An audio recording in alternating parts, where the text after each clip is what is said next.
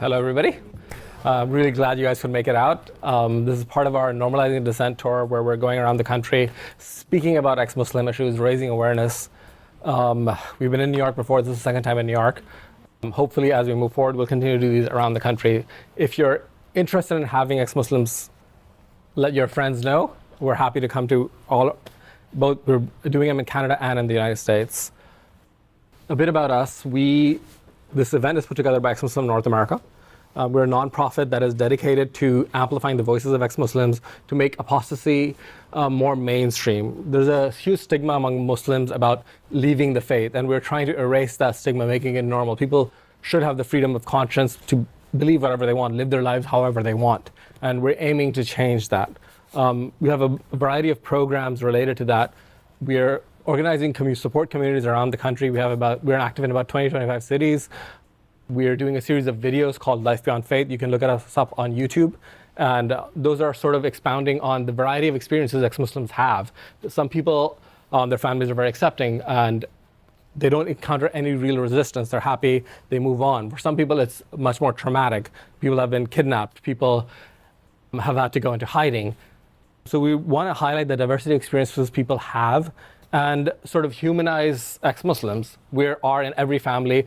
If you're a Muslim family, the chances are within your immediate family, if not immediate family, extended family, there is one of us around. So that needs to be more accepted. So that's why we're doing the Life Beyond Faith series and we're doing these Normalizing Dissent. Ultimately, we're your family, we're your brothers and sisters, we're your parents, we're your children, and it needs to be okay where being ex-Muslim is mainstream. And we're rapidly getting there, surprisingly faster than I had anticipated. So today we're talking about specifically that topic, about the rise of ex-Muslims and how hopefully this will lead us towards an enlightenment within the Muslim world. And we are marching towards that. By the way, my name is Syed. I am the president of Ex-Muslims North America. I have Rizvi with me, who is the author of The Atheist Muslim. And Ibn Warraq, who I would say is the foremost author about topics related to ex-Muslims. He's written more books than I can count. His first book from that I encountered was Why I'm Not a Muslim, which goes into details about the arguments against Islam. If you haven't read it, I highly, highly recommend that book. So Ali, why don't you start us today? Okay, well, everyone, thank you for having me here. Thank you for coming here. And it's really good to see so many of you came to an event like this. I think it's great. Thank you, Muhammad. So a few years ago, I was on this website called Twitter, which is a famous forum for presidential communications, I think, here in the US. And someone had, so what I do is I'm a vocal critic of Islam, and there were people having conversations about this, and I think someone said something critical about Islam. And then somebody else responded, and I was watching this, and this other person said, don't say that, that's racist. It's really racist, you're being, criticizing, saying these things about Islam. So the first guy came back, he said, well, no, it's not racist, because Islam isn't a race. And he's right, Islam isn't a race. Nobody's born with a hijab sewn to their head. Nobody's really born pre-circumcised or anything. But so I responded to that as a joke because, I was in a light mood. And I said, but Islam is a race because first you hear a loud bang, then everyone starts running. And pretty much all hell broke loose. And people started just bombarding me. It's like, how could you say that? How could you joke about bombs and there are people dying and so on? And I was just thinking, don't do that. We talk about Christianity, we joke about Judaism, we joke about Mormonism. There's the Book of Mormon whole Broadway play that's been out for a long time, getting great reviews. If you're a lapsed Catholic, people praise you as a brave person. If you are an ex-Hasidic, you get a Netflix documentary out of it. If you're an ex-Scientologist, you get a book deal and you get a TV series out of it. But when you criticize Islam, and somehow you're a traitor, you're a sellout, you're a house Muslim, you are a native informant, and all these different terms for people who've left Islam. So that's bigotry. That is what is bigotry, when you hold that to a different standard. And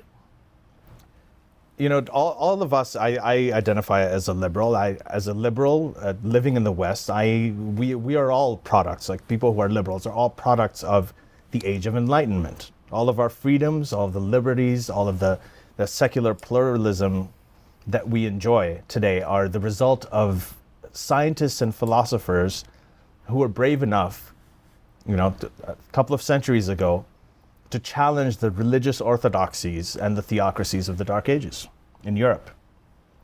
So, as beneficiaries of their actions, of these free thinkers' actions, it's really short-sighted for us to dismiss all of the activists and the dissidents and the reformers in the Muslim world who are also challenging their religion to gain the same benefits for their societies.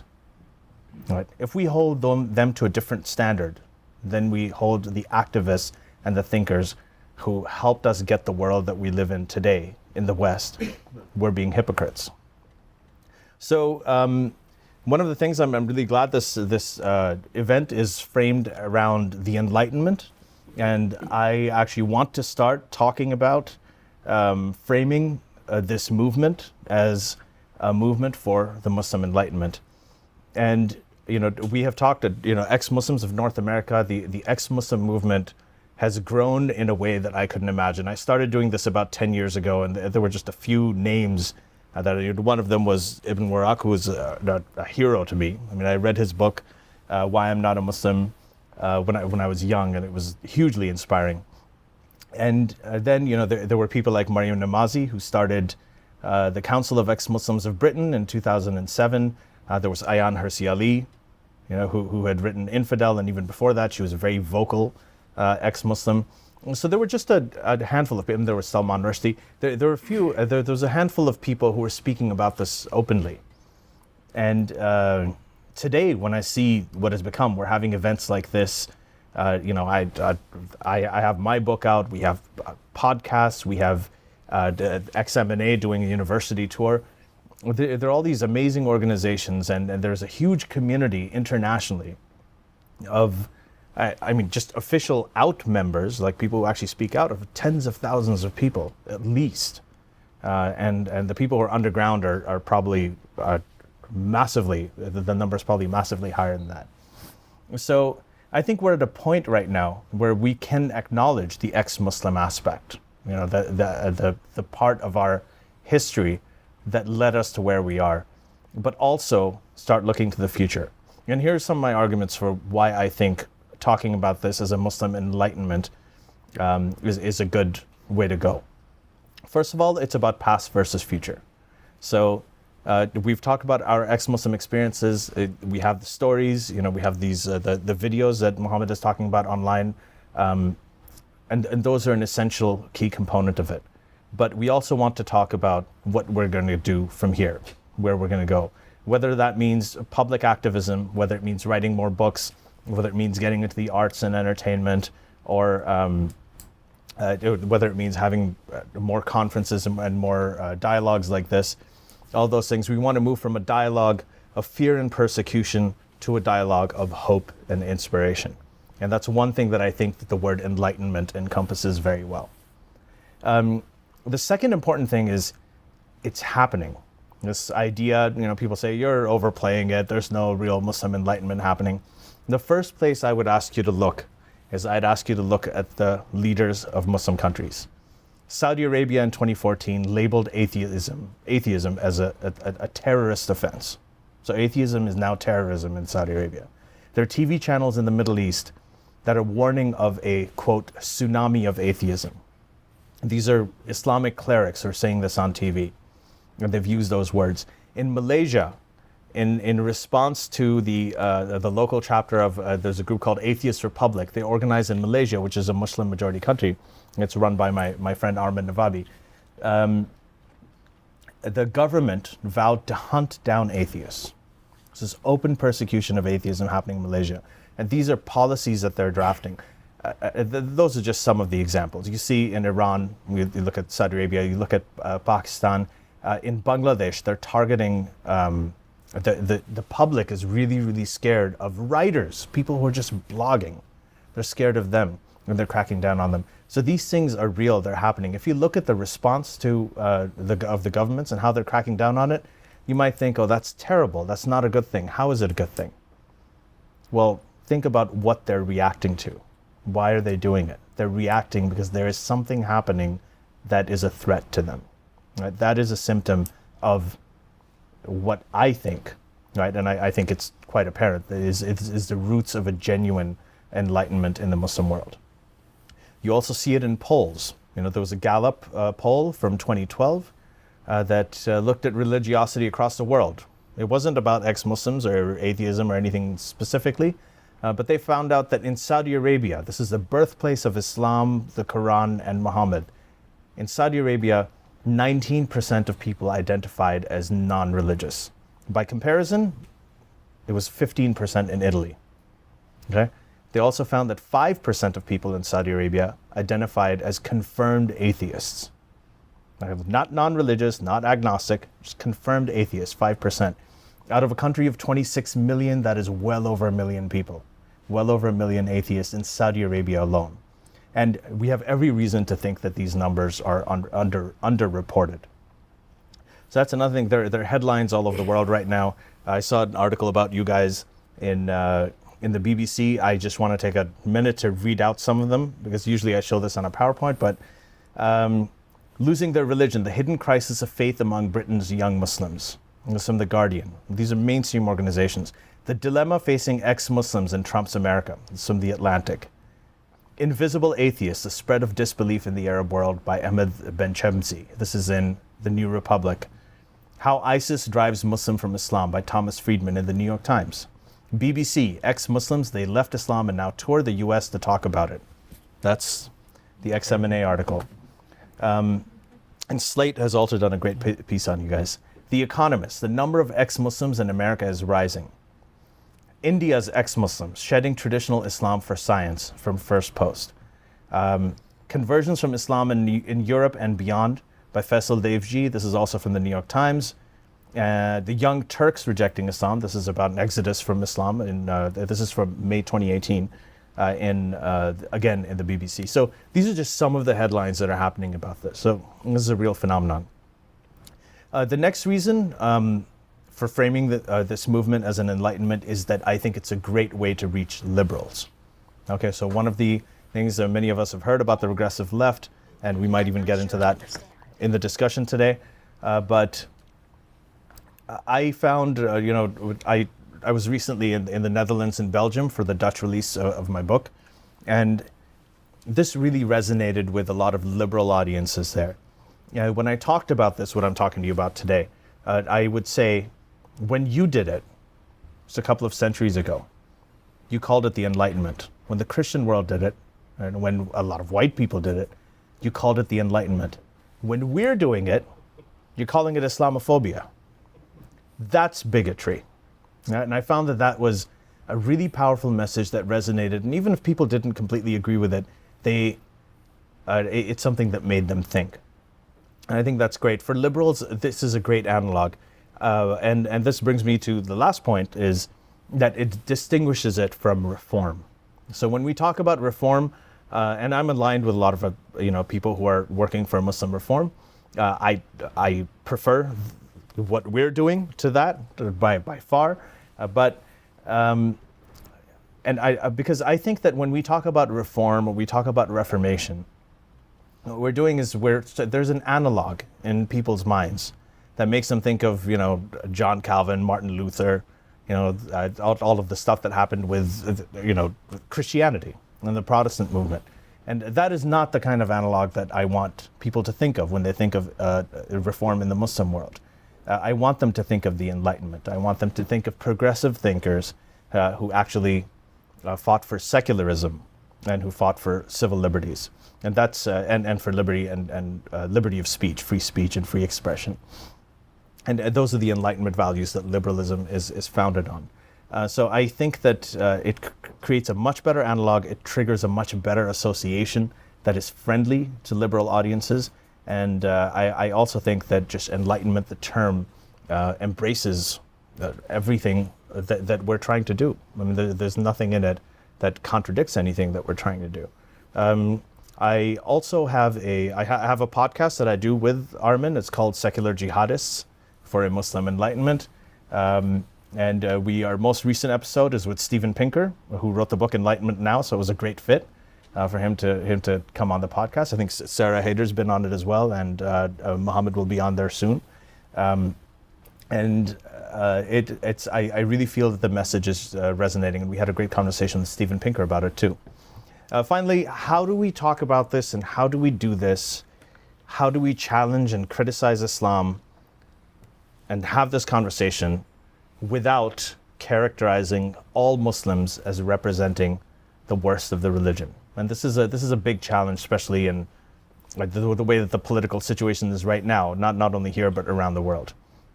You know, many of our family, friends, many of our family are friends. The audience that we want to reach, that we want to talk to, you know, lest we become an echo chamber ourselves. We want to reach out to other Muslims. We want to reach out to younger Muslims. When I was young and I was, a believing Muslim, sort of teetering on the edge, today's the first time I've ever met Ibn Warraq, but Ibn Warraq reached out to me. He didn't know he reached out to me, but I read his book and he reached out to me. I wanted that message.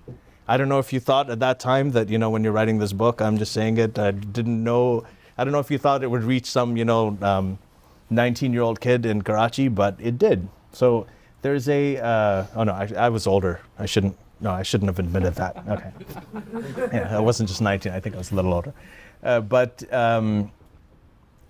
So these things do matter. The fact that, we're having conversations like this, we're having them openly, that there is diversity among our views. I mean, not all of us think, I know Muhammad and I and Ibn Warraq probably disagree on many things as well, but I think we're aligned in one goal, that we want to have this discourse, we want to have this conversation, we want to have it in a place where we're not threatened by death, we're not threatened by persecution, we're not threatened by disownment or ostracization or marginalization from our communities and from the society as a whole. And thank you. I'm looking forward to getting into this.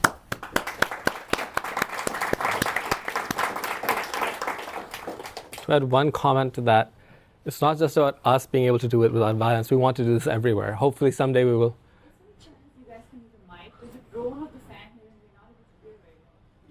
Okay, we can ask them, if you give us a second, to up the volume. There are mics set up and there are speakers set up.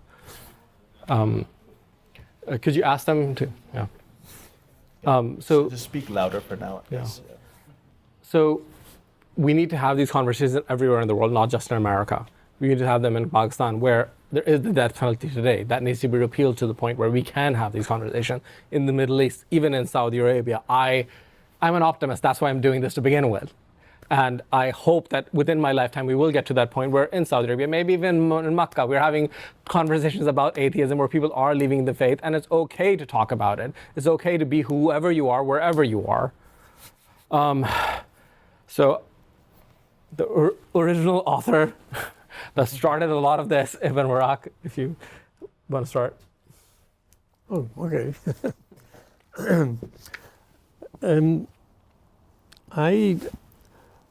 I wrote my first book, Why I'm Not a Muslim, in around about 1992. I sent it into my publisher, Prometheus Books, in 1993. And the reason I wrote it was... Speak up. I think you just go in the front, just stand up. Yeah. Okay. Right, guys, we're going to go old school. Let's see. I hope this will be a little bit better. Okay, I was in contact with a group of secular humanists based in Buffalo, and I was subscribing to their magazine, Free Inquiry, and they were having a series of articles from people who had left their faith. So it was the structure was why I am not blank, and why I'm not a Mormon, why I'm not a Catholic, and so on. And they couldn't find anyone to do one for why I'm not a Muslim. So they heard about me, it's a long story. Finally, they asked me to do it, so I wrote the article in 1992 for the magazine Free Inquiry, and I then asked them whether they would be interested in a full-length book on the whole subject, because the man who founded the secular humanists also founded Prometheus Books, Dr. Paul Kurtz, and they were delighted at the idea, and they took it up. I sent the book in 1993, but because of their rigid structure, because they have to announce the book at least 6 months before in a catalog and so on, it didn't actually appear until 1995. It was my, as I said in the preface, it was my war effort. It was my contribution to what was going on in Iran and the Rushdie affair. Salman Rushdie was, had a fatwa thrown at him in 1989, and I really felt personally threatened somehow, and I realized that I had acquired various what Rizvi could call Enlightenment values, and I was really shocked that there were so many intellectuals, instead of defending Rushdie, were attacking him. They were blaming the victim. People like Sir Lord Dacre, Hugh Trevor Roper, the historian, the writer John le Carré, and so on, and even Germaine Greer. So there were exceptions now. Dear friend Christopher Hitchens, of course, he was a great friend of Rushdie's, and he defended him. But I was nonetheless shocked by the lack of solidarity with Rushdie. It didn't help matters that Rushdie was seen as somebody really arrogant and so on, which was really irrelevant. Kind of anyway. So you asked me whether you realized that your book would have this kind of influence. Well, at the beginning, I used to get very heartwarming letters, especially from women, saying that you were defending our rights in the many from North Africa, from Morocco, Algeria, and Egypt. And recently, I met a Moroccan lady called Zineb al-Razawi. She was the survivor of the Charlie Hebdo massacre. She just didn't happen to be in the office that particular day. And she wrote a book recently, which I'm hoping to get published. She wrote it in French. I translated it. I hope we can get it published. Anyway, she was saying that Why I'm Not a Muslim was, in fact, a underground classic for her generation. They were downloading it. Somebody had translated it into Arabic. Incidentally, if you have a copy, I'd love. I've never seen the Arabic copy. It's been translated into 10 languages, but unofficially, I think it's been translated into Arabic and Urdu. But if you have any copies of that, let me know. But on another note, I was okay. Can I sit down now? I was at a conference in about 2007. I can't remember, 6, 7, in Buffalo, and it's okay. Fine, yeah. Yeah. And I was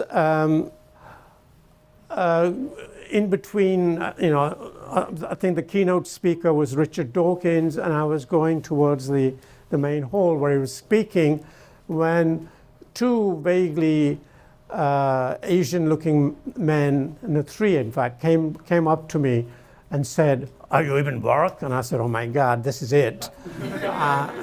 But in fact, it turned out they wanted to say, "You changed our lives, and we wanted to thank you." So I mean, what writer could ask for anything better compliment than being told that you had changed their lives for the better? I hope, anyway. So the Enlightenment, after my first book, I was pushed into somehow continuing writing on Islam, on my main focus was, for reasons that will become clear in a second, on Quranic criticism, because I felt that, and this was confirmed, I didn't know this at the time, I only read him more recently, about 8 years ago.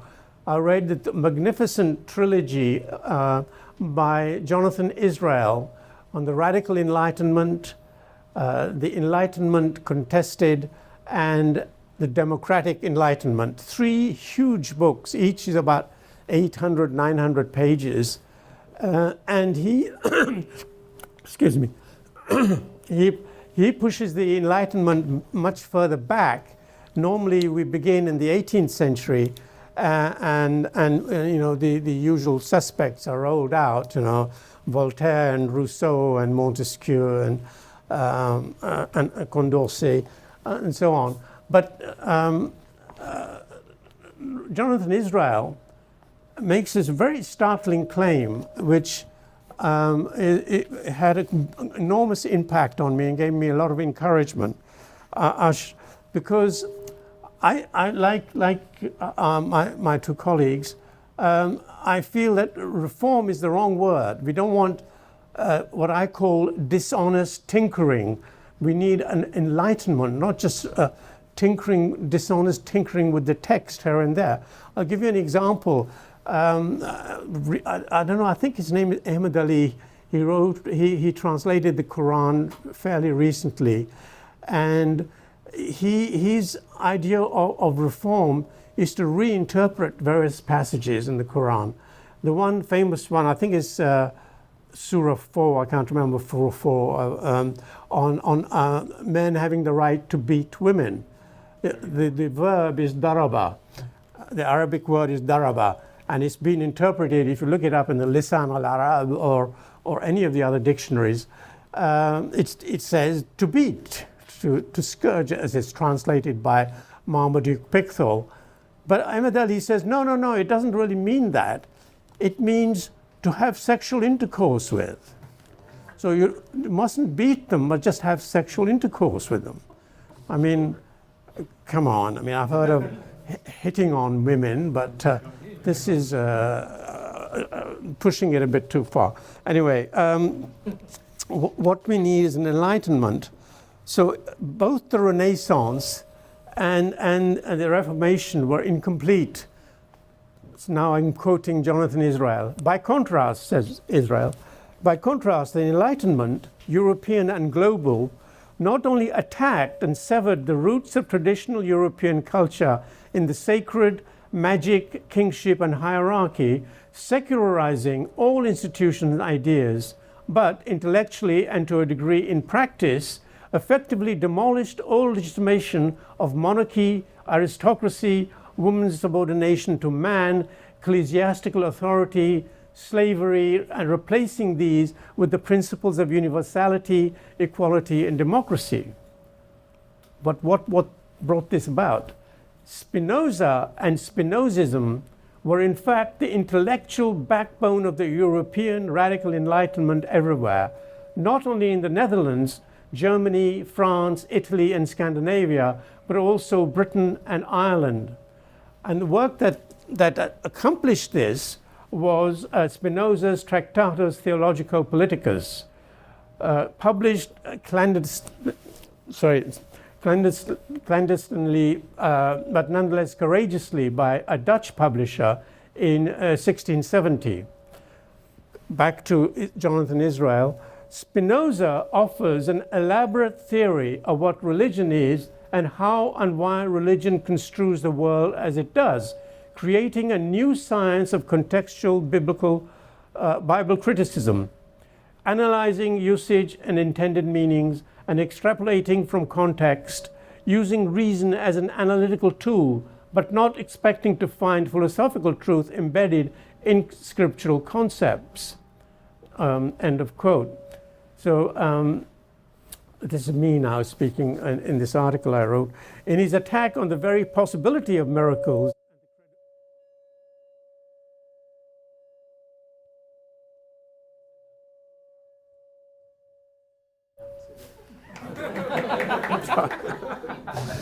That was Allah.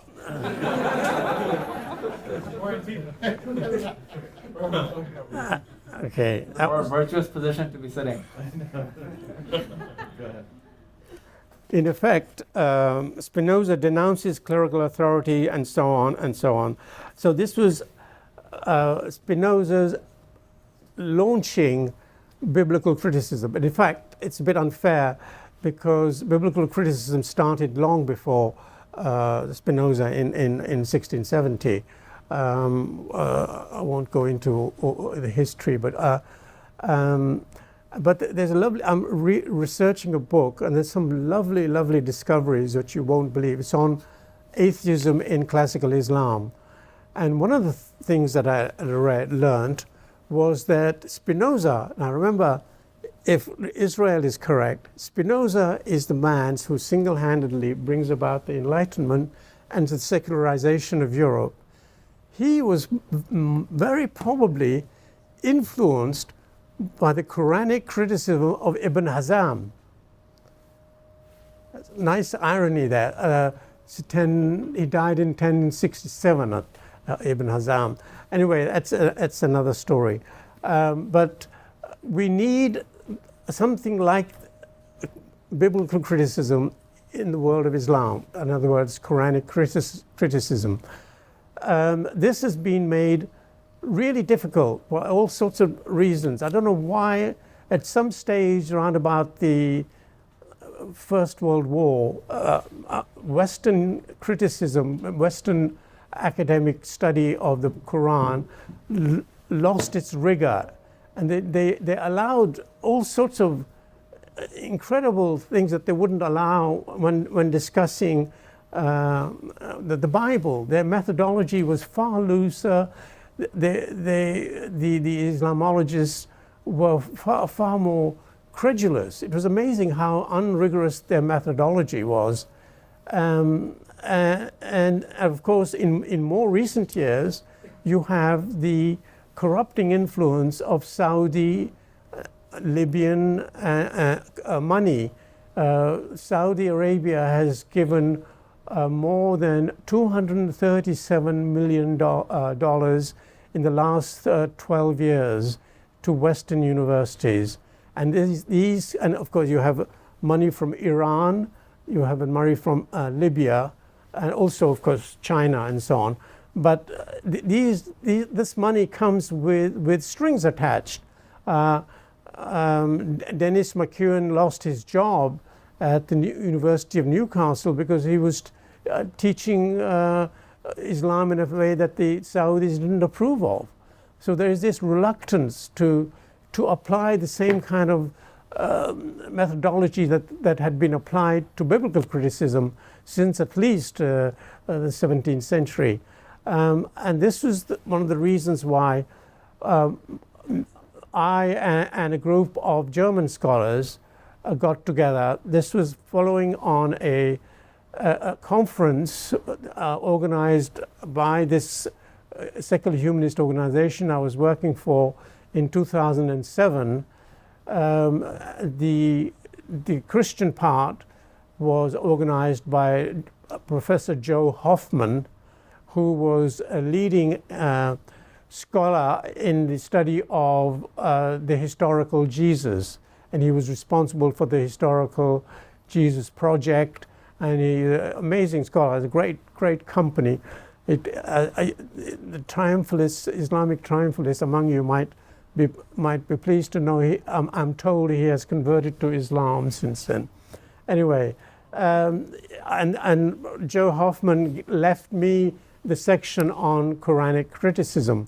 So I invited a group of German scholars, and they went back home and said, this is great, we should continue this.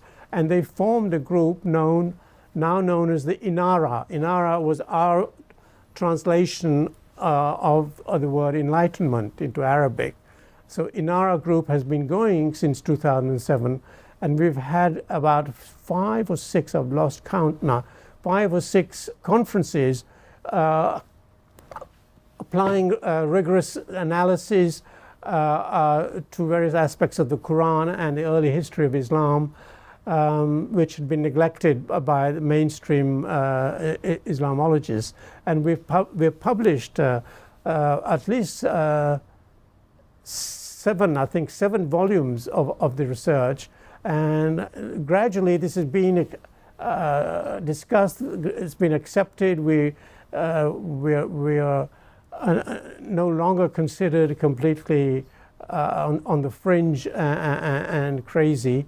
We had a conference just this year in March in Germany, where we had amazing people that would have shunned us about 10 years ago. People like Professor Gerald Horting, who was at the School of Oriental and African Studies, Carlos Segovia from Spain, Guillaume D from Belgium, and so on. So we're getting some kind of recognition. One of our books was mentioned in an article by Malis Reuven. It's written Ruthven, but it's actually pronounced Reuven in the New York Review of Books. So we've made a start, and I might mention that we had, for our first 3 conferences, we had financial help from Sam Harris and Richard Dawkins Foundation. How are we doing? We're running out. Okay, I'll leave it to you. Okay, so we've made a start, and I think the Quranic criticism is one of the ways we can bring about an enlightenment.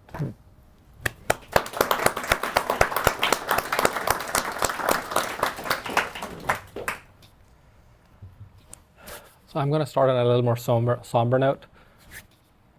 2 days ago, a Somali girl of 10 died. She bled out in a hospital.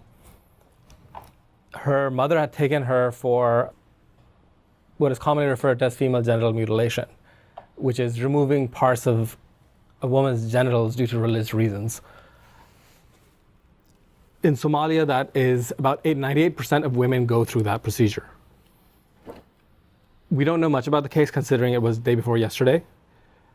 But the most common type, which occurs among 80% of women in Somalia, involves removing the labia, removing the clitoris, sewing the vaginal opening shut, allowing a small opening for urine and blood. After that, their legs are tied together for 40 days, from the ankles to the hips, to allow the formation of scar tissue. Again, this is 80% of Somali women. Why would a mother do this? And overwhelmingly, the mothers and grandmothers are involved in this. One of the reasons is acceptance within the community, acceptance within the society. If vast majorities of people are involved in it, then you have to do it to comply. The other part of it is finding a suitable marriage partner, and obviously complying with the wishes of God. If God has mandated and has asked that this be done, of course you will comply to the will of Allah. FGM is often contentious. It may have originated in an African tribal culture, but like with most things with religion co-opts local culture and customs and repackages them and resells them. Islam did the same with FGM. It repackaged it, it embraced it, and it sold it and spread it around the world. It went from, if it was an African tradition, to going from the Horn of Africa all the way to Indonesia and Malaysia, to the Pacific Rim, across the world. There is no consequence of the procedure in Somalia. If somebody is doing it, there is no legal sanction. They do not go to jail. They are not punished in any way, shape, or form, even though it is technically illegal. Why is that? Political parties, political groups are beholden to religious groups who believe that it is the right thing to do. So in a bid not to offend religious groups, they refuse to pass any criminal sanction against it. The same happens in Indonesia. In 2006, they made it illegal. The procedure was illegal.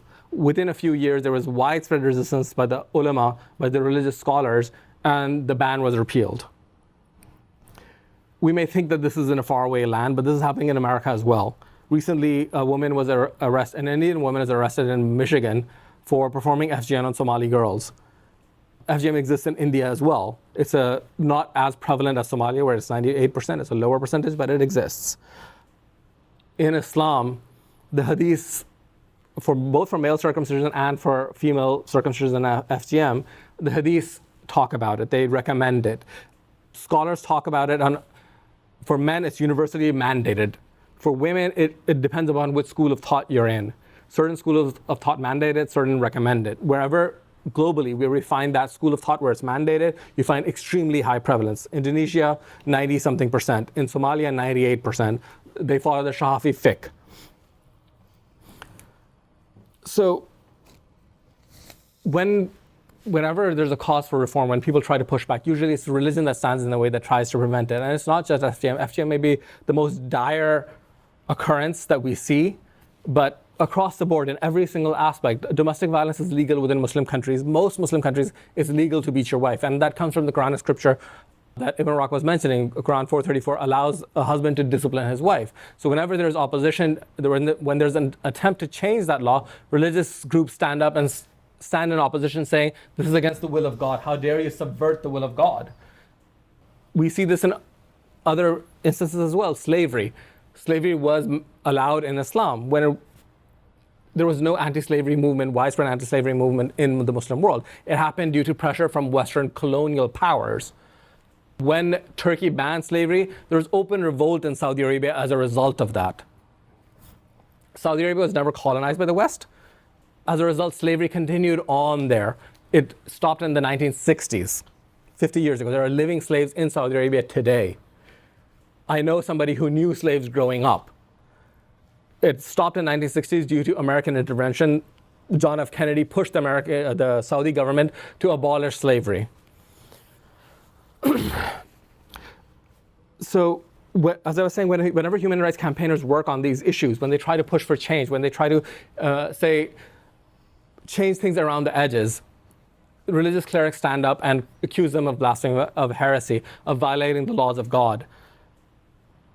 With apostasy in general, with blasphemy in general, people are risking their lives. When they're accused of that, there is a high probability they will be targeted for murder by mobs, by the government. Within Islam, persecution of dissent has existed from the very beginning.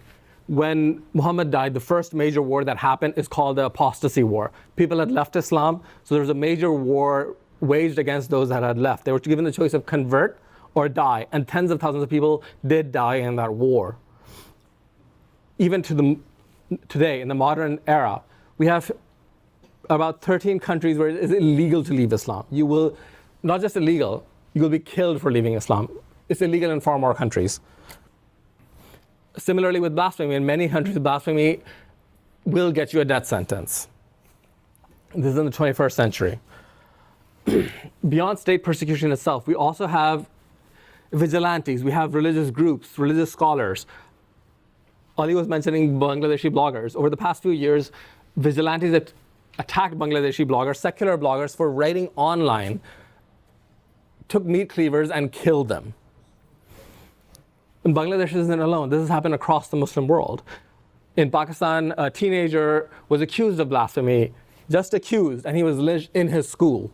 In Afghanistan, a woman was accused of either tearing or burning the Quran, and she was torn to pieces. The accusation was false. She was killed anyways.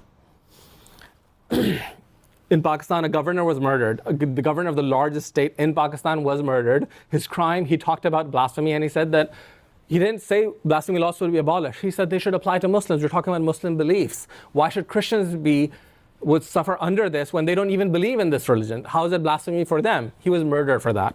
Not only was he murdered, his murderer had mosques built in his honor. Yeah, 1 million people at his funeral. Yeah. Statue. In killer's honor. Yeah, in the killer's honor, in the murderer's honor. Right. He was his bodyguard, by the way. Yeah. Even lawyers who have defended blasphemers accused blasphemers have been murdered. So they don't even want people defending them.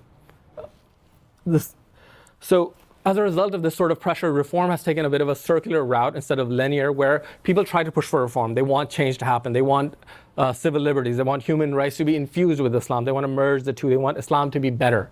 But when they do that, they themselves are accused of heresy. They themselves are accused of apostasy. And they suffer the exact same fate that actual apostates like us do. Beyond the modern era, Ahmadis 100 or so years ago, Baha'is 150 years ago, these are religious movements that were trying to reform Islam in various ways. They were targeted, they were persecuted, they're persecuted to this day.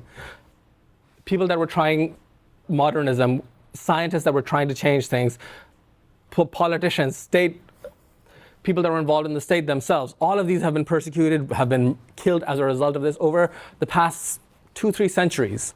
Even today, those that are trying to reform, you guys may have heard of Majid Nawaz, of Irshad Manji. They're frequently labeled apostates with attempts to link them as us and push them into the same category where it is okay, not just okay, obligatory to kill them. The Urdu phrase is wajib al-qatl. It is required for Muslims to kill these people. So it may feel hopeless at this point. Like, the obstacles we encounter seem insurmountable, but I'm not here to talk about how hopeless everything is, a tale of woe, if you will. I'm here to tell you about how wonderful things can be and how there's a lot of hope even today. That may seem counterintuitive, but recently there was a Pew survey that came out that said that 23% of those that were raised Muslim in America have left the faith. 23%, 1 in 4. That is an insane number. I was blown away when I read that number. But as Ali was mentioning, it's not just America, 19% in Saudi Arabia. It's across the Muslim world. The same trends that are affecting the West, that are affecting Christians, for example, are affecting Muslims as well. They're leaving the faith in droves. So for us, for me, it was amazing. It was wonderful. For Muslims, obviously, it's a whole different ballgame. They're traumatized by this. They're shaken by this, Muslim leaders in particular. We've been doing this tour for about a year. A few months ago, we were in DC, and a lot of ex-Muslims are in the closet. And we heard from some of them that after our event in DC, an imam quit his day job. He quit being an imam because he was so traumatized by our event in his city of DC that he wanted to dedicate his full-time, his life to countering us. That is how traumatized one event of us speaking was to him. Creating opportunities. Yeah.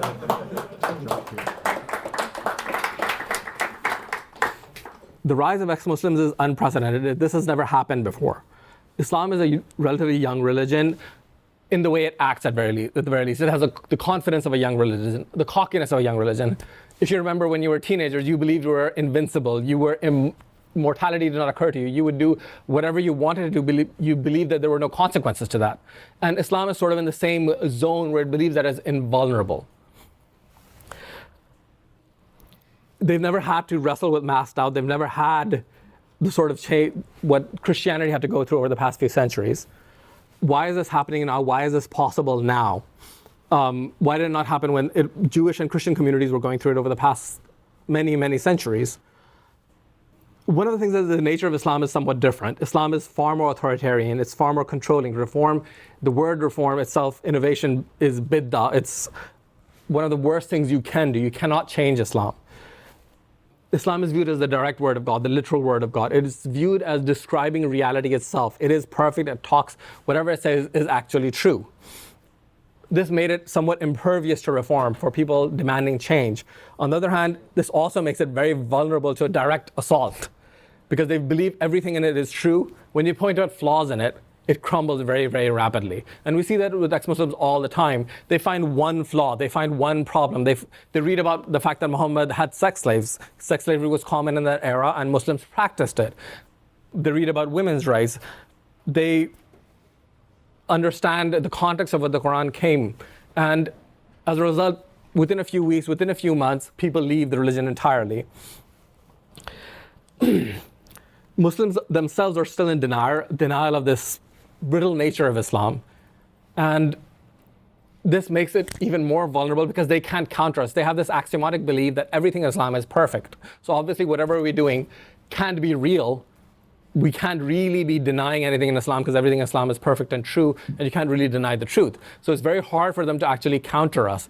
They come up with arguments talking about our motivations, that we must have some dark motivations. But they can't actually counter our arguments because they don't believe our arguments can hold water because Islam is perfect. Another thing that happened was with the changes with Enlightenment and the Reformation, whatever happened in the West, it happened over centuries using the printed word. The printed word was everywhere and it changed things dramatically. Martin Luther's Reformation could not have happened without the printed word. In the Muslim world, that wasn't the case. In the West, we had 6 centuries of that. In the Muslim world, for a majority of that time, printing presses were outright banned. The Ottoman Empire banned it, the Safavid Empire banned it, the Mughals banned it. So they were able to exert control over the people in a way that they couldn't in the West. The internet is doing that now. With the internet is acting as the printing press. It's providing information to people in Muslim communities everywhere around the world. This is why we're seeing this bubble up every single place. And today Muslims may not understand it, may not be able to counter it, but that won't last. We have a small window of opportunity over here. Muslim governments are already starting to try to stem the tide. Within Pakistan, for example, and not just Pakistan, many other Muslim countries, Facebook has been banned, YouTube has been banned. They've started to make agreements with the providers to ban certain aspects of it. They monitor it and they report it. Same with Twitter. Day before yesterday, the Islamabad High Court in Pakistan demanded that Twitter be banned. So in Turkey, Wikipedia was banned. So they're starting to push back. The thing is, a lot of Muslim countries don't have the resources of somebody like China, for example, where they have the Great Firewall of China, where they block everything. But that's a matter of time. They're becoming richer. The resources are improving, and they will do that. Which is why we must act now. We don't have forever to dwell on this and slowly but surely hope that things will change. Our choices are consequential about where we go from here. For the first time in our lives, and probably the first time in history, we have a chance to deal a body blow to Islam. And there's no reason we shouldn't do that. For a long time, we've been talking about in our communities, about half measures, about slight reform. There's no reason to do that today. We're hoping for a more convenient moment where the political climate will be better. The political climate does not matter, and that's a short-term thing. 5 years ago versus today, the political climate has gotten worse, not better. We need to commit our efforts, our total efforts, to the end of Islam. It is causing undue suffering on a fourth of humanity. In what moral and ethical framework is it okay to allow that to happen? We can convince these people. These people are our families, our parents, our children, our brothers and sisters, our friends. If we can be convinced, they're no different than us. It's a matter of having those conversations, pushing that change to happen, and it does happen. We see that with ex-Muslims again and again. One person leaves, and like dominoes, the entire family leaves the religion. I know this is somewhat extraordinary, suggesting that Islam itself needs to be a relic of history. But we live in extraordinary times. It is our duty to do this. Thank you very much.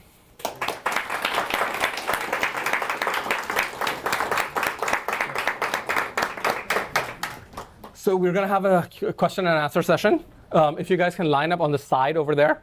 One question each. If you have multiple questions, you'll have to go back to the end of the line, and you can ask as many questions as you want, as long as you go around every time you have another question.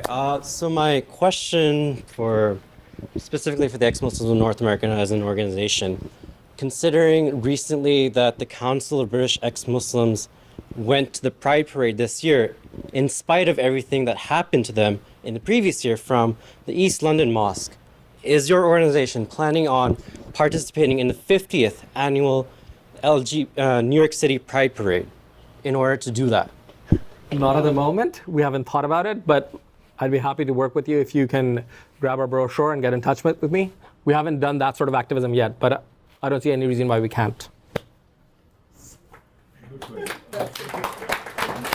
I'd also want to add to that, if you're, if you're in New York and this is something that I want to do, you don't have to necessarily have the organization to do it. Get a bunch of friends together and take out the signs. I mean, I think Mariam had signs like the Allah is gay signs. Yeah. Do whatever you want. Go out there and just make your presence known. I mean, this is something that you can just do right at a grassroots level, just on your own. So ultimately, all of these changes that have happened, Ibn Warraq decided to write a book, and that book influenced other people. Ali decided to write a book on his own.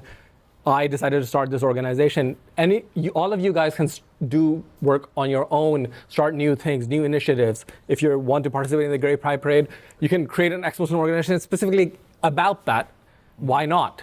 It's a matter of putting in the time and effort to make that happen. There are millions of us out there. If the 23% Pew poll is accurate, we have probably about 1 million ex-Muslims in America.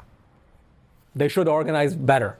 There are other aspects in which they could organize, and everybody should be working to make that happen. So, all three of you were talking about the Enlightenment as an encouragement for leaving Islam. I was wondering if perhaps there might be also another way of encouraging people. For example, and you're using the Sam Harris way. What about Jordan Peterson way of having a personal reasons to do it, to try to stop malevolence, for in that kind of aspect where it's more on the personal than the Enlightenment, because Enlightenment you could choose it or not choose it, as opposed to if it's personal, if it's relevant, then it's something that it's a new perspective, it's a new. So, for a lot of people, there's a different reason for every single person, I would say. For certain people, it is Enlightenment values that pull them out. For certain people, it's personal issues. Certain people that are, say, are gay, they encounter the issues and they understand and they look into the scriptures and they realize that this is wrong and immoral and they leave because of that. So there's a huge, huge variety of reasons why people leave. We're not advocating for one specific way of going about it. For everybody, there's a different way, and we should be targeting all of those, and we do. We have a YouTube series, if you go to YouTube and look up ex-Muslim North America, called Life Beyond Faith, where we've profiled a good amount of ex-Muslims, including multiple gay people, including people from most parts of the world, from Somalia, from Kurdistan, from Arabia, from Egypt, and all of them have their own perspectives. It's different for every single person. One of the guys that I believe is from Pakistan, he talked about how astronomy helped him out of religion. He looked at the skies, he was entranced by it, he studied physics, and he's an astrophysicist now, and he left religion as a result of that. I see. Second question: How do I? Second question. How do I convince? How do I convince? I was trying to convince a girl to come over here. How do I do that? We'll answer that later. So one question per person. But can I add? Can I just add something to the answer to your question? Because you mentioned the Jordan Peterson thing. So, yeah, no, that's fine. The Enlightenment. First of all, the Enlightenment values are actually personal. So when you talk about civil rights, everybody being able to say whatever they want, many of the people who are feeling constrained by it, right? These are people who, we recently, there was this young woman from Iraq who just came here. She's an ex-Muslim. I forgot, her name is Lubna, I think? Yeah. So her main thing was when she was in Iraq, she was just asking people, it's like, why are there two standards for men and women? Why do I have to wear the hijab and the guy doesn't have to do anything? A simple question like that got her beaten and thrown out of class. Okay, so they ask simple questions, and this thing about being able to express yourself and be yourself, that's at the heart of what Enlightenment values are. So I reject the notion that the Enlightenment values are just a societal thing. They're actually very, very personal as well. The other problem is with Jordan Peterson, even though I do agree with him on everything he says about compelled speech. One of the problems is his religious rhetoric when he talks about Christianity. This, I think, is a problem. To a lot of people, it works. As Muhammad's saying, it does appeal to people. But to me, the most dangerous thing about Islam isn't just the terrorism and the jihadism. I think these are fleeting things. They're sort of like the twigs on the tree. But the most dangerous thing about it, I think, is the one thing that it shares with many other religions, and that's the idea of faith. Faith means to believe things without evidence. I don't have faith that the chair I'm sitting on exists. I have knowledge. I know that it does. Faith, by definition, means that I reject all the evidence in front of me and I take that leap, the leap of faith, to believe something that is just pure hearsay, right? Which is, and that is always a bad process to get to a conclusion. Even if you could sometimes get to the right conclusion, right? You could get to the right conclusion. There are good things in the Bible. There are good things in the Quran. I guess we'll have to wait and see with the debate and the video and audio of the debate between Peterson and Harris. Yeah. So I mean, pass the mic on. we'll do. Yeah, Time. if you can go ahead. But I think that that's one of the problems I have with it. I think that if you keep the faith part intact and just get rid of the twigs, the root problem is still there. Thank you very much. Okay, so my question is, how reliable are the polls? When you cite polls, I get encouraged, but I'm kind of pessimistic kind of guy because I'm a little bit older guy and I have not seen a lot of people growing up. In fact, if anything that I've seen is people are going worse. People were very, like open-minded and they just started getting into religion more and more. So my experience personal, has been that, 1 in 5 sometimes. Sometimes I hear 1 in 5, sometimes 1 in 4, 23% you cited, for the Americans, but I don't see it. I see a lot of people getting even more into religion. Sure. So to give you a few anecdotes regarding that. Sure. The issue is ex-Muslims are so heavily stigmatized that they're not willing to speak up. Within the families they exist, they don't speak up. One of the guys I know, he left the religion, didn't tell his family. He was in college. He came home one night during the summer break and he was drunk. And his family noticed there was a huge fight. He, at that point, admitted that he was an atheist. And why would he not drink? He doesn't even believe in Islam. He was thrown out of the house. That was that. The next day he met with his dad, and his dad said, I've been an atheist for 30 years. I never told anybody.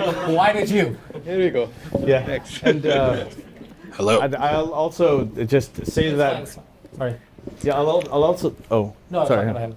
Yeah, I'll also say to that the question. I get the pessimism. You always want to expect the worst, but if you, again, as I said, if you look at the reactions of the way that people are reacting to this, you scream the loudest when you're about to die. When you're in the throes of death, you scream the loudest, right? If you know that someone is leaving, you're going to try to hold on to them the most and you'll scream. The people who don't care are just going to be sitting there quietly. So what you hear and what's actually happening are two different things. A lot of what we see, I see the rise, you can look at it as the rise of Trumpism and the rise of the far-right populism. A lot of this is actually a backlash to a world that is becoming more progressive. A lot of Islamic people getting even more fundamentalist are a backlash. Saudi Arabia cracking down on atheists, Malaysia cracking down on atheists, Egypt jailing atheists, all of this stuff that's happening. The reason that this is so recent is because there are a lot of atheists that they need to react to. If that cause wasn't there, that effect wouldn't happen. So we have to look at it that way. The final thing I'll say on this is that I would say read Steven Pinker's new book, Enlightenment Now. He has a section on it called on Muslim humanism in that, where he's actually mentioned all three of us in that book. And he has he talks about the basic ideas looking at trend lines and headlines. So when you look at headlines every day, you're gonna have a heart attack, right? I would completely agree with you on your pessimism. But when you look at trend lines over time, it's a completely different story, and we have been getting better in all ways, and there's no reason that this shouldn't either. For what it's worth, 5 years ago or 10 years ago, could you have imagined being at an event of ex-Muslims in New York? That's, Yeah. I'm here. That's why I've been saying a lot of things, but first time I'm hearing those things. Yeah, I'm really sorry. I got to add something else to that. The Salman Rushdie affair that you were talking about, that was less than 30 years ago. Almost, I think it was 29 years ago or so. And with Christianity, the changes took 500 or so years. Yeah. So it was less than 30 years ago that Salman Rushdie had to go underground. He had to go into hiding. I remember the first time I saw the Danish cartoon, the prophet, they had the Muhammad with the bomb in his head, and I was looking at it and I was shocked because even though I was an atheist and I thought it was funny, I had never seen anything like that in public. You've seen images of Muhammad in old history books, but nothing that mainstream. Now you go online, there's millions of images everywhere. This tour, these books, these podcasts, if you just look at this in the last 30 years, considering that Salman Rushdie had to go into hiding 30 years ago, right, that then there is reason for it. It doesn't mean that, everything Muhammad talked about is absolutely true. There's a lot of really real risks and a lot of work to be done, but there is also reason for optimism. There's a reason to start planning for what we're going to go, or where we're going to go next. Hello.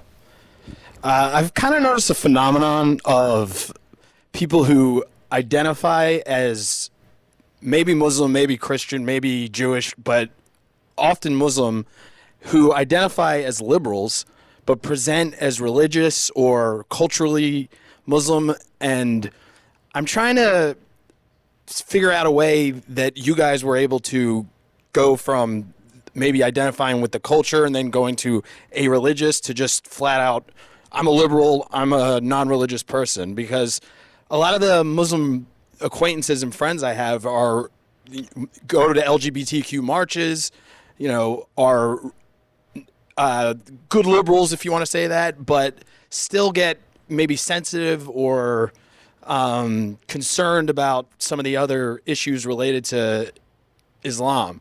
So I'm wondering if how that leap is going to be possible, specifically in the Muslim community. So my perspective is they've never been challenged. So it's easy to be comfortable and say that my religion, my background is wonderful.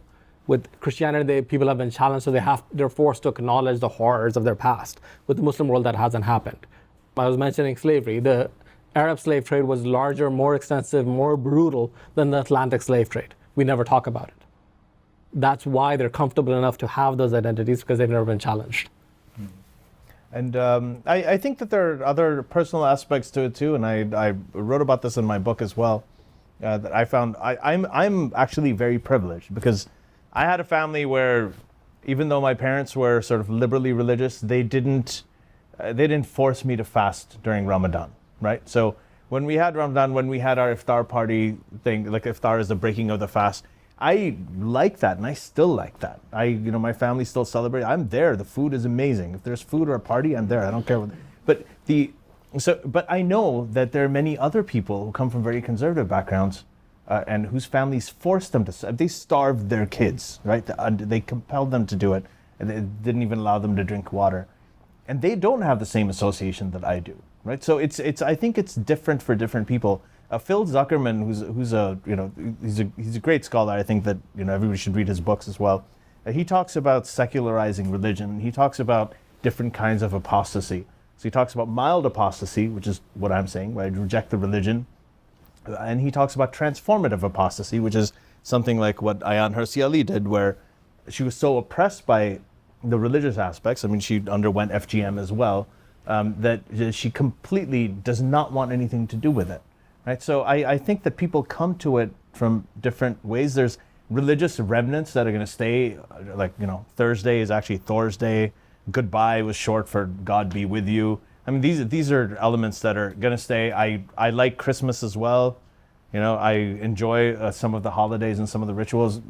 These things happen. Different people take it different way, but there are associations that we have as children, and if you are from a place where you have positive associations with that, I think it's okay to welcome those people in as well, and just talk about and it's a great way to distinguish between Islam, the ideology, and Muslim, the identity. Yeah.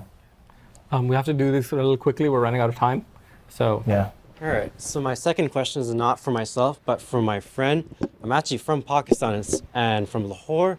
And I've had different questions asking about considering the new policies by these far-right governments, what does an organization like the Ex-Muslims North America do about asylum seekers for LGBT women or atheists? Or is there any sort of incentives, or has there been any sort of change or any help towards that?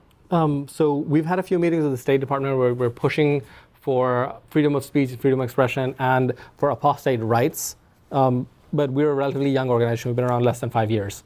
So we don't have that pull yet. But we ultimately want to get to that stage where the American government recognizes the problem in Muslim countries and gives special status to those that are dissenting.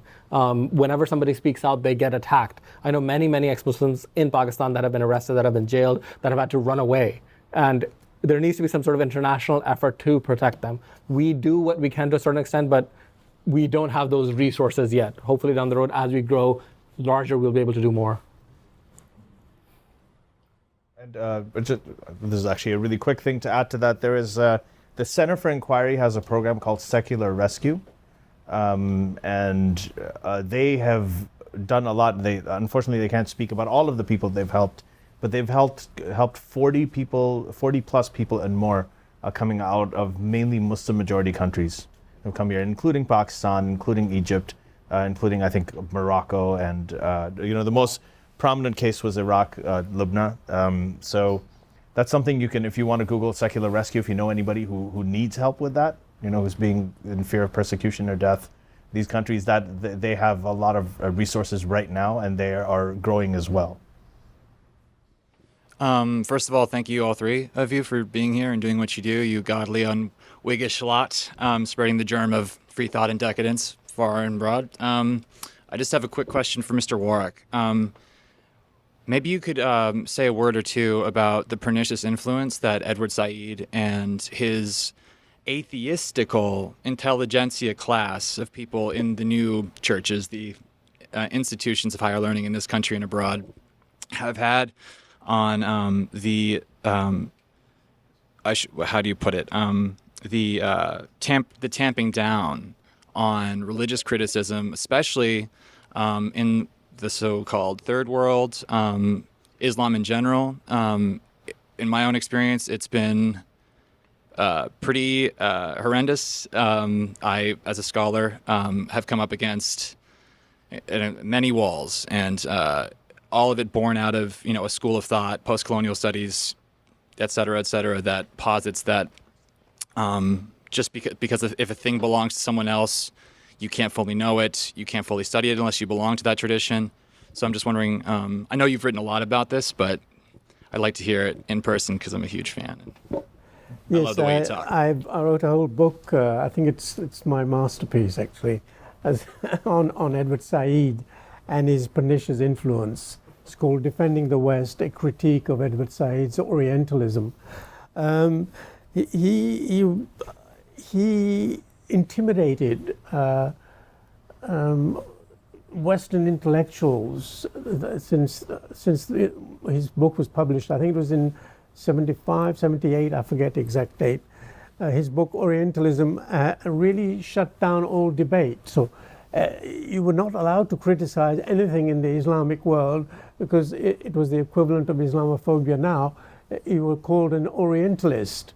But his arguments were so poor. I mean, I go through his arguments one by one. For example, he says that all the scholars of Islam in the West, Islamologists, were in cahoots with the imperial powers, and they were just using their knowledge to help the imperial ambitions of the Western powers, which is complete and utter nonsense, because the greatest Islamologists starting in the 19th century were Germans, and Germans did not have any colonies in the Islamic world to start with. You can't imagine doing Islamic studies without coming across the works of Theodor Noldecker, Hungarian. There was a Hungarian scholar called Ignaz Goldziher, August Fischer, Karl Brockelmann. It's just one after another. It's a complete absurd argument. The other thing he talks about is he says they don't. These scholars don't in fact arrive at the truth. It's what the so-called knowledge that they have concocted is all wrong. But it makes no sense to say that. How can this wrong knowledge help to subjugate the so-called the colonial people? It goes on. And then, of course, for him, there's no such thing as the truth. He's a complete relativist. Although he himself wants to say that his argument is true, again, it backfires on him. Scholars have been reluctant. They're terrified of being called Orientalist. I've met them, and they trying to do research, trying to do just ordinary objective research, and you're suddenly faced with this Orientalist label that's stuck on you. And incidentally, Syed he didn't know Arabic that well. He really didn't. He taught himself a little bit of classical Arabic late in life, but he knew nothing about Islamic studies. He was incapable of talking about the contributions of these great, and they were not anti-Islam either. Most of them, in fact, were dogmatically Islamophiles. People like William Montgomery Watt, who was my professor at Edinburgh University, incidentally. I take him to task for being far too uncritical of the sources, and they inadvertently, both he and Edward Said encouraged the fundamentalists. And Syed at least admitted that on one occasion. I was rather staggered. But he had this enormous influence. I think young people who go to universities in the United States, in many cases, the first book they're asked to read is Orientalism. This is extraordinary. And I gave a talk about my book at the, if anybody's here from Columbia University, at the bookshop, which go down right next to the entrance at Columbia University.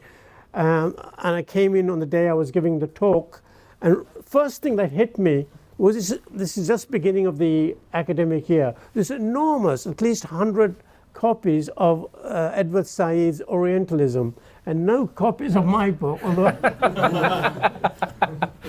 so that's okay.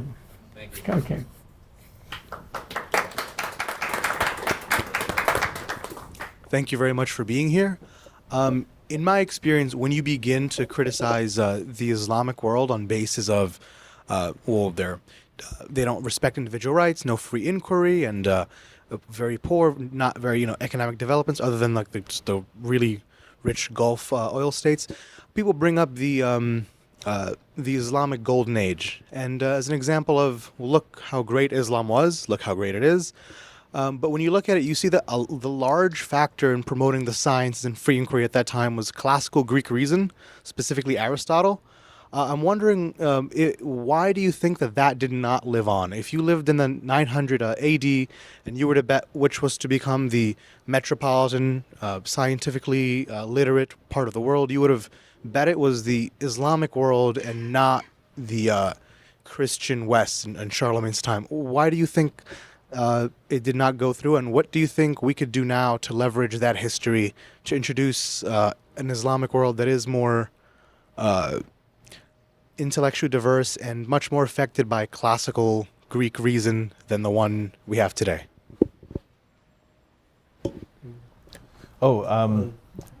Yeah, why it did not go on. That's a good question, and that's something that I don't think I know enough to answer that in detail. I think that there were probably a lot of factors, but one thing I'll say about the Islamic Golden Age, so-called, is that I don't think people say it happened because of Islam, as if Islam should take the credit. It actually happened despite Islam, and this is something that it works in other areas too. I mean, it's like saying that Isaac Newton, giving credit to Isaac Newton for all of his discoveries, giving that credit to Christianity because he was Christian, or giving Einstein's discoveries, that was Jewish, or because people get a lot of scientific Nobel Prizes go to Jewish people, that's because it's the Jewish Golden Age. Nobody says that, and the reason nobody says that because it has nothing to do with Judaism, right? In the same way, this Golden Age had nothing to do with Islam. From the bit that I've read, or what I do know about it, is that a lot of the reason that this was clamped down in the Islamic world is every time there was somebody who was a heretic, which is a synonym for reformer, by the way. Anytime there was somebody like that, they were quickly shut down. What Muhammad was talking about in terms of what happens to blasphemers, this is something that happened with free thinkers in the Islamic world. So they had to stay within the confines of what they were allowed to say. And this isn't just a matter, this isn't just something that happened in the Muslim world. The guy who discovered oxygen was actually burned to death, which requires oxygen, ironically.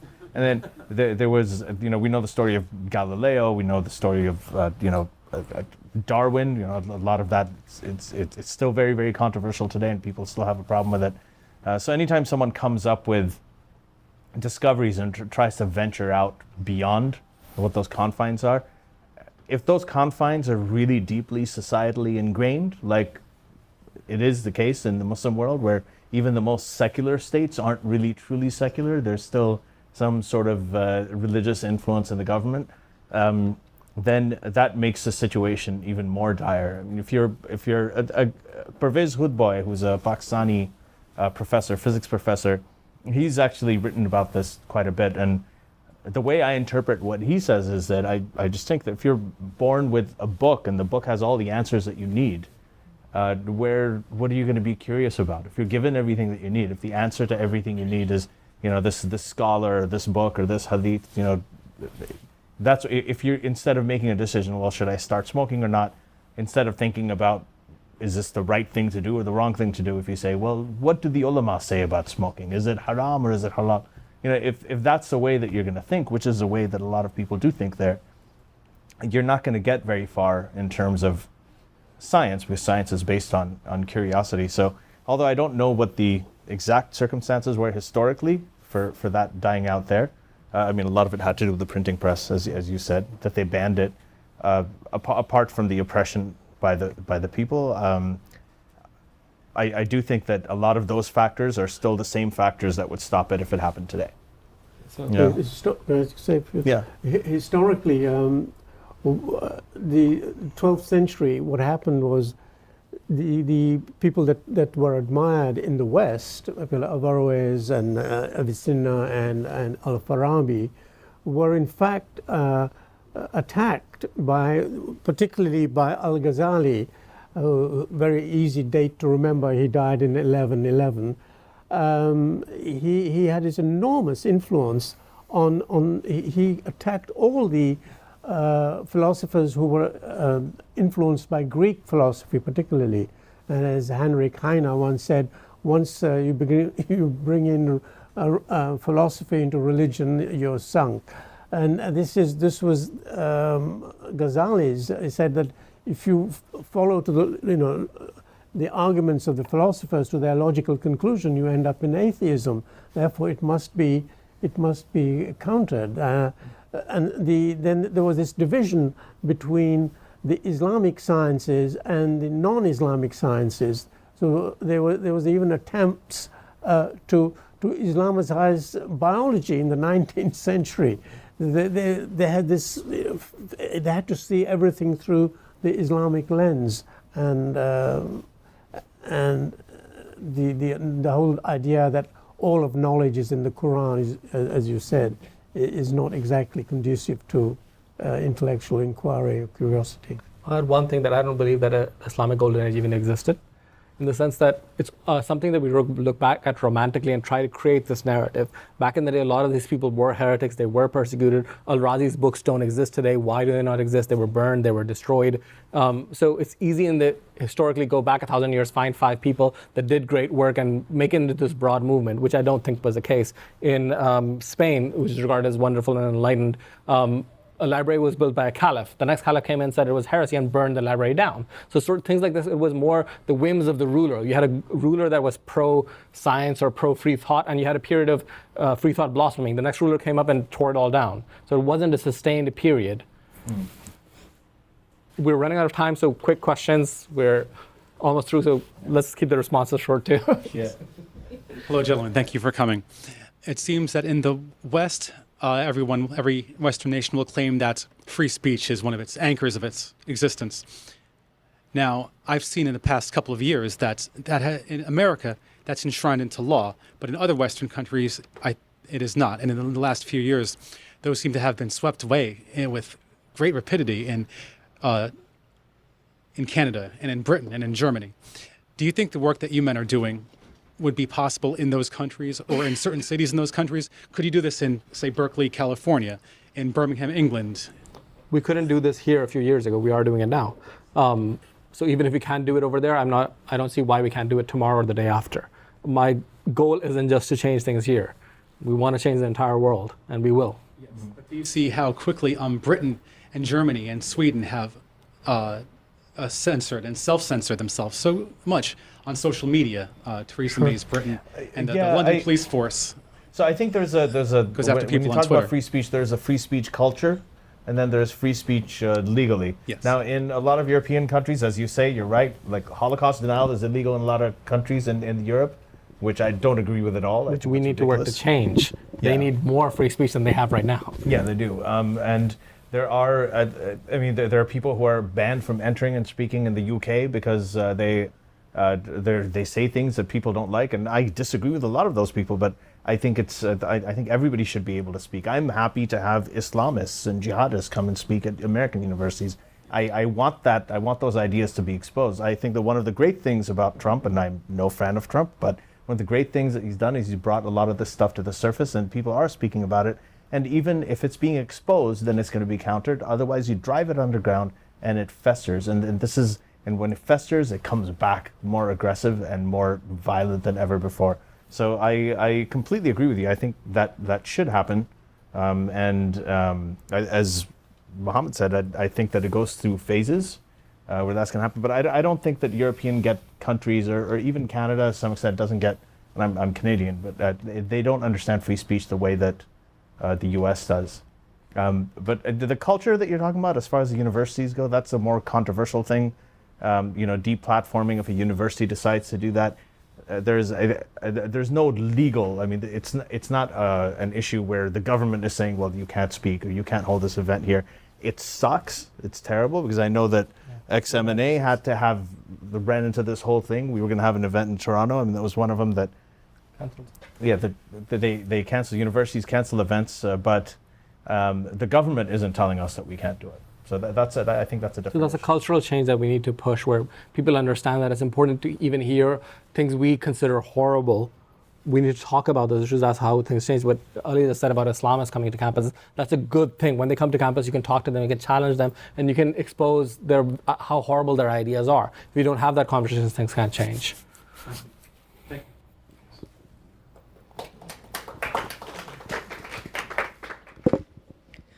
Hi, I have a question regarding, I believe you said a professor lost his job because of Saudi funders didn't, like what he was doing. So I was wondering if, how in the U.S. specifically, do you hold institutions and grant makers accountable when they enable atrocities and crimes to continue, specifically entities who claim to be liberal and guided by Enlightenment principles and for social justice and civil rights and so forth, but they won't support you because they're afraid of whoever may be funding them or the status quo. How do you respond to that? So my perspective is, yes, that happens, but it's our duty to change those perspectives. Change doesn't happen naturally. Change doesn't happen easily. People that gain power don't give it up easily. There are millions of ex-Muslims. There are millions of true liberals that want liberal values. They need to start pushing back and standing up, and within their institutions, within their schools, within their environments, change things. Nothing will happen overnight. We complain about something that this is wrong isn't enough. We need to take action. We need to push forth. And if you're working in one of those institutions, you can raise hell within that institution. You can raise hell with the media about why this is happening. And when enough people around the country start doing that, they will have no choice but to pull back from their attitudes. Mm-hmm. And I think it is sort of, I'm seeing the beginnings of it happen. I know that there are high-profile people like Bill Maher. He's doing it. I know that Sam Harris is having Pangburn Philosophy is doing all these events where they have these the conversations happening at a very large scale, and many of the people who go to them are liberal people, liberal line, and they want to change things, and I think it's already happening to some extent. My question is specifically in your case as a nonprofit applying for grants and getting denied by them. How do you respond? What is your response to that as a nonprofit? At that point, we can't do anything about the specific grant. What we're trying to do is changing the culture entirely. Yeah. So get to a point where ex-Muslims are public enough that people understand that this is a debate happening within Muslim communities. It's conservative versus liberal, and they can choose to side with the conservative. That's their prerogative, but they need to understand that that is what they're doing. They're siding with the far right of our countries and our communities. Good for them if they want that. That's a horrible position to take, and we need to just point that out. Thank you. Yeah. So I heard you say, Mohammed, that your project, as you conceive it, with your organization, is to deal a body blow to Islam, and it's a very ambitious, but I would say laudable goal. And when you said that, I was thinking, when in history has such an ambitious project been undertaken. And actually, there have been examples. The most recent example that came to mind was the ex-communist movement and the Cold War, which was very tragic and long and everything. But I was thinking to myself, there's a whole generation of ex-communists who lived through the Cold War, who have all this knowledge about how, like, from the, when their organizations were very small and grassroots. Secular Jihadist reminds me of Radio Free Europe in some ways. And and so I was thinking, there is precedent for this, as ambitious as it is. So my question is, if you look at Eastern Europe now, there's been various degrees of success, like with the post-communist phase of the plan, and places like Hungary and Poland aren't exactly very democratic right now, and Putinism in Russia. And so my thought was, maybe, first of all, have you been in contact with, whoever those old ex-communists are, who maybe started Radio Free Europe back in the day? Who do they have any words of wisdom to yeah? Yeah, I'm actually working on a book on this whole issue of applying the lessons we learned from the Cold War. After all, we won the Cold War, and I am indeed in touch with some of these.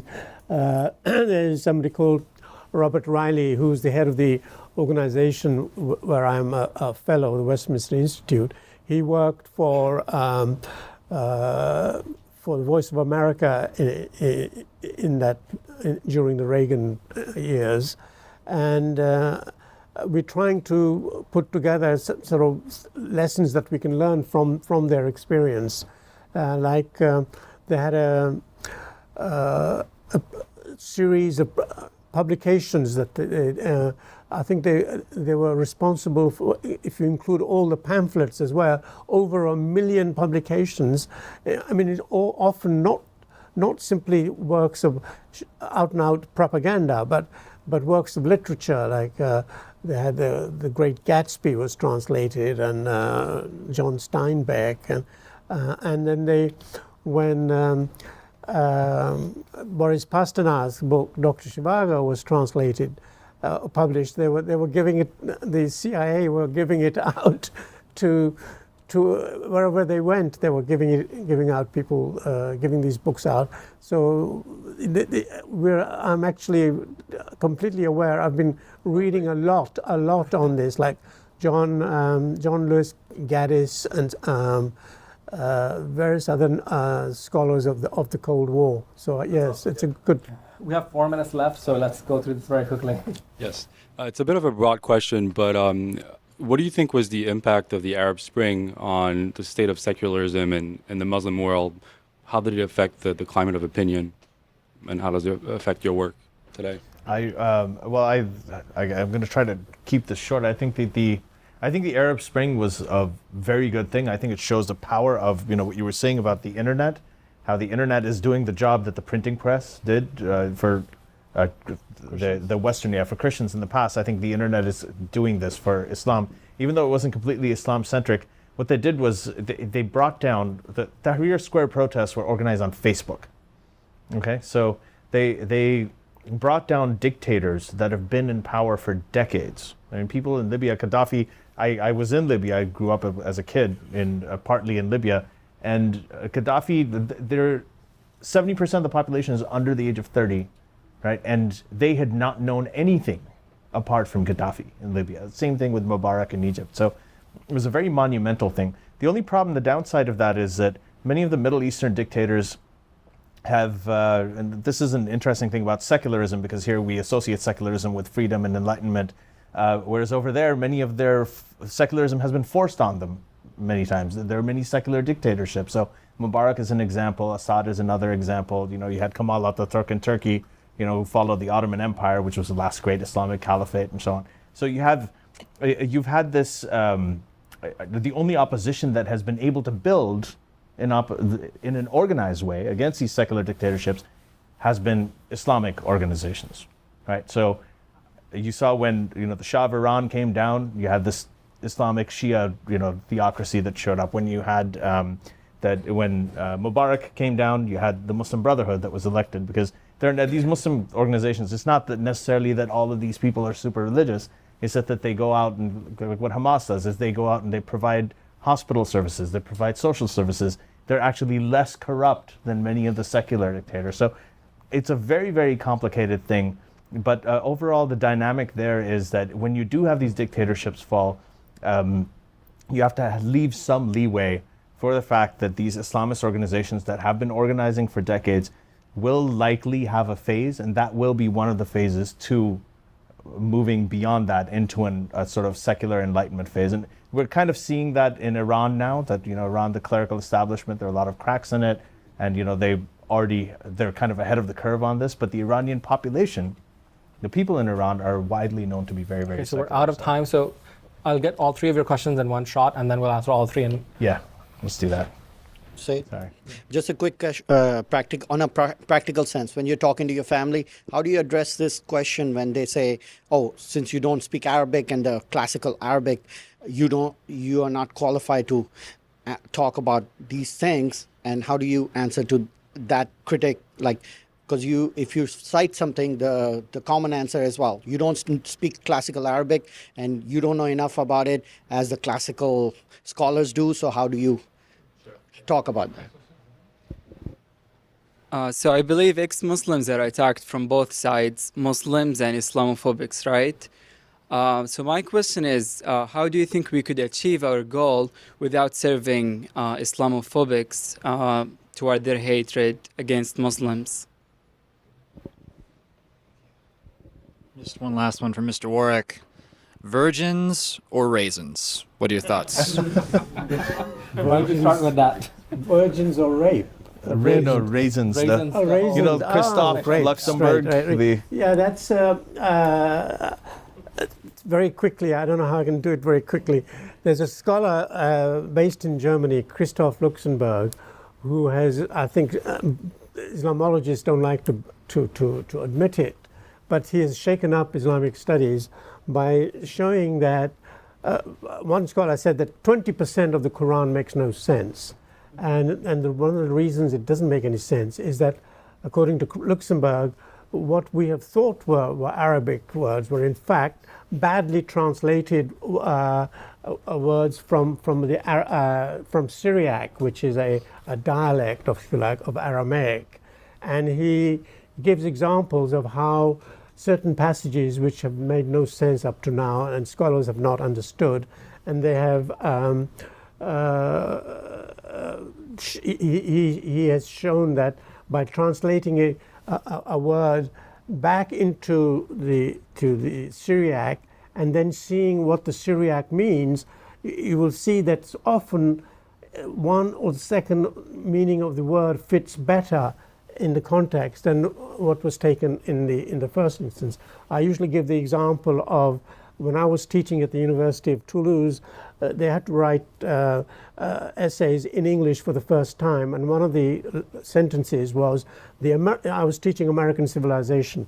The one sentence was, Americans are a litigious people, they're always consulting their avocados.